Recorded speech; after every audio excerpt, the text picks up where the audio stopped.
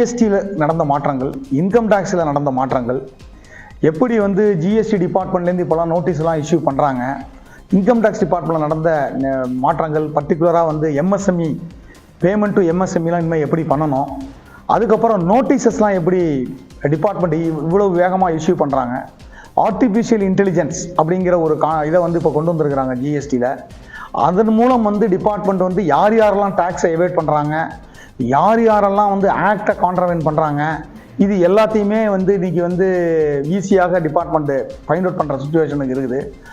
So ட்ரேடர்ஸை பொறுத்தவரை இனிமேல் மோர் விழிப்புணர்வோடு இருக்க வேண்டும். ஒரு இன்புட் டேக்ஸ் கிரெடிட் கிளைம் பண்ணுறதா இருந்தாலும் சரி, ஒரு டேக்ஸ் கட்டுறதா இருந்தாலும் சரி, இது எல்லாத்துலேயும் மிகவும் விழிப்புணர்வாக அவர்கள் இருந்து கொண்டு அவர்களுடைய டேக்ஸ் என்ன அப்படிங்கிறத கரெக்டாக டிட்டர்மைன் பண்ணி அவங்க அதை அந்தந்த மாதம் அந்தந்த கவர்மெண்ட்டுக்கு அதை கட்ட வேண்டும். அதோடு மட்டும் கிடையாது, ஏதாவது நோட்டீஸ் வந்தது அப்படின்னாலும் கூட அந்த நோட்டீஸுக்கு உடனே ரெஸ்பாண்ட் பண்ணணும். அந்த நோட்டீஸை வந்து ஒரு அலட்சியப்படுத்திட்டு பண்ணீங்க அப்படின்னால் நிச்சயமாக நாளைக்கு மிகப்பெரிய விளைவாக அந்த கன்சர்னே மூடக்கூடிய அளவு கூட வந்துடும். ஏன்னா அதேமாரி சில இன்சிடென்ட்லாம் நடந்திருக்கு. ஏன்னா டிபார்ட்மெண்ட் வேறு வழி இல்லாமல் ஆர்டர் போட ஆரம்பிப்பாங்க, அதுக்கப்புறம் பேங்க் அட்டாச் பண்ண ஆரம்பிப்பாங்க.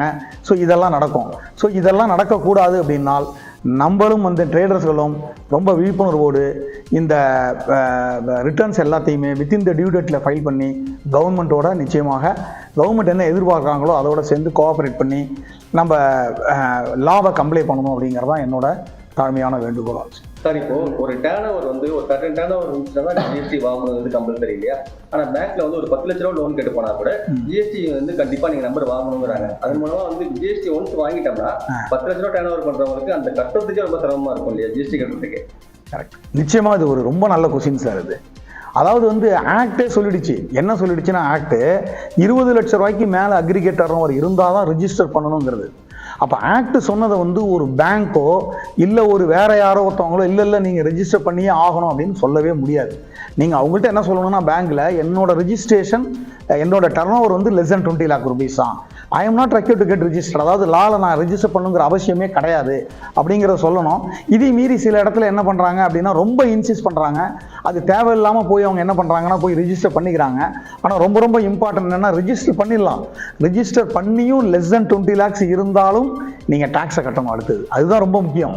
அதனால் இப்போ நான் ரிஜிஸ்டர் பண்ணிட்டேன் சார், பட் என்னோட டர்னோவர் வந்து ஒன்லி 5 lakh rupees தான், நான் டேக்ஸ் கட்ட வேணாமா ஏன்னா எனக்கு 20 லட்ச ரூபாய் கீழே தானே இருக்குது அப்படிங்கிற ஒரு கொஸ்டின் வரும். கிடையவே கிடையாது. நீங்கள் ஒன்ஸ் ரிஜிஸ்டர் பண்ணிட்டீங்க அப்படின்னால் உங்களோட டர்னோவர் 1 ரூபாயா இருந்தாலும் நீங்கள் ஜிஎஸ்டி கட்ட வேண்டும். அதனால் பேங்க்கும் சரி இதை வந்து நிச்சயமாக நீங்கள் ரெப்ரசென்ட்டும் பண்ணணும். டு த ஆர்பிஐக்கு என்ன ரெப்ரசென்ட் பண்ணணும், இதே மாதிரிலாம் கேட்கக்கூடாது. பேங்கை பொறுத்தவரை ஆக்ட்லேயே 20 லட்ச ரூபாய்க்குள்ளே இருந்ததுன்னா ரிஜிஸ்ட்ரேஷன் பண்ண வேணாலும் தேவை இருக்குது. அப்படிங்கிறப்ப எப்படி பேங்க் இதை இன்சிஸ்ட் பண்ண முடியும்? நிச்சயமாக இன்சிஸ்ட் பண்ணக்கூடாது. பேங்க் இன்சிஸ்ட் பண்ணுறதும் தப்பு. அது வந்து அந்த ஃபேக் இன்வாய்ஸிங் ட்ரேடருக்கு என்ன பாதிப்பு இருக்கு, அதில் எப்படி மாட்டிக்கிறாங்க, அது கொஞ்சம் நிறைய பேர் அவேர்னஸ் இல்லாமல். சார், ஃபேக் இன்வாய்ஸ் அப்படிங்கிறது என்ன அப்படின்னா, வெறும் இன்வாய்ஸை மட்டும் ரிசீவ் பண்ணிவிட்டு அதுக்கு ரிலேட்டட் சப்ளையை ரிசீவ் பண்ணாமல் இருக்கிறது பேர் தான் ஃபேக் இன்வாய்ஸ். சிம்பிளாக சொல்லணும்னா, ரொம்ப கலோக்கிய லாங்குவேஜில் பேசணும் அப்படின்னு நினச்சிங்க அப்படின்னா அதுதான். அதாவது நான் வந்து வெறும் இன்வாய்ஸை மட்டும்தான் அவர்கிட்ட வாங்கியிருக்கிறேன். எதுக்கு வாங்கியிருக்கிறேன்னா, என்னோட டேக்ஸை குறைக்கிறதுக்கு. ஏன்னா அந்த இன்வாய்ஸில் ஒரு டேக்ஸ் இருக்கும், அதை நான் கட்ட வேண்டிய டேக்ஸில் அதை குறைச்சிக்கலாம். ஸோ அதுதான் ஃபேக் இன்வாய்ஸ். அதாவது ஆக்சுவலாகவே டிரான்சாக்ஷனே நடக்காது. வெறும் இன்வாய்ஸை மட்டும் வாங்கி என்னோட டேக்ஸை குறைச்சிக்கிறதுக்கு பேர் ஃபேக் இன்வாய்ஸ். இது சில பேர் வந்து சில ட்ரேடர்ஸுகளும் சில பேர் தெரியாமல் மாட்டிக்கிறாங்க. இல்லை அவர் தான் இன்வாய்ஸ் எனக்கு கொடுக்குறாரு, நான் தான் அதை வாங்கிட்டு இருக்கேனே, அவர் தான் கையெழுத்து போட்டிருக்காரு, அதுதான் இன்வாய்ஸ் ஆச்சே, நான் தான் அவருக்கு பேமெண்ட்டு கொடுத்துருக்கிறேனே அப்படிங்கிறது. ஆக்சுவலாக குட்ஸை ரிசீவ் பண்ணியிருக்கணும். நிறைய கண்டிஷன் இருக்குது. ஒரு இன்புட் டாக்ஸ் கிரெடிட் கிளைம் பண்ணணும்னா சில கண்டிஷன்ஸ்லாம் இருக்குது. அது இல்லாமல் வெறும் இன்வாய்ஸை கொடுத்து அந்த இன்வாய்ஸை கிரெடிட்டாக எடுத்துக்கிட்டீங்க அப்படின்னா அது நிச்சயமாக ஃபேக் இன்வாய்ஸ் தான். அந்த இன்வாய்ஸ் வேலிட் இன்வாய்ஸ் கிடையாது. அந்த வேலிட் அந்த இன்வாய்ஸுக்கு எகெயின்ஸ்டாக நீங்கள் இன்புட் டாக்ஸ் கிரெடிட் ஏதாவது கிளைம் பண்ணீங்க அப்படின்னா அதுவும் எலிஜிபிள் கிரெடிட் கிடையாது. அதனால் ட்ரேடர்ஸை பொறுத்தவரை ரொம்ப அவேராக இருக்கணும். ட்ரேடர்ஸை நிறைய டயத்தில் என்ன ஆகுது, வாங்கிடுறாங்க, ஆனால் அந்த ட்ரேடர் என்ன பண்ணிடுறாரு, டேக்ஸை கட்டாமல் போயிடுறாரு, ஆர் அந்த ட்ரேடர் ஷாப்பையே க்ளோஸ் பண்ணிட்டு போயிடுறாரு. அதேமாதிரி சுச்சுவேஷனில் யார் வாங்கினவரோ அவரை டேக்ஸ் கட்டு அப்படிங்கிற மாதிரி டிபார்ட்மெண்ட் நோட்டீஸ் இஷ்யூ பண்ணுறாங்க.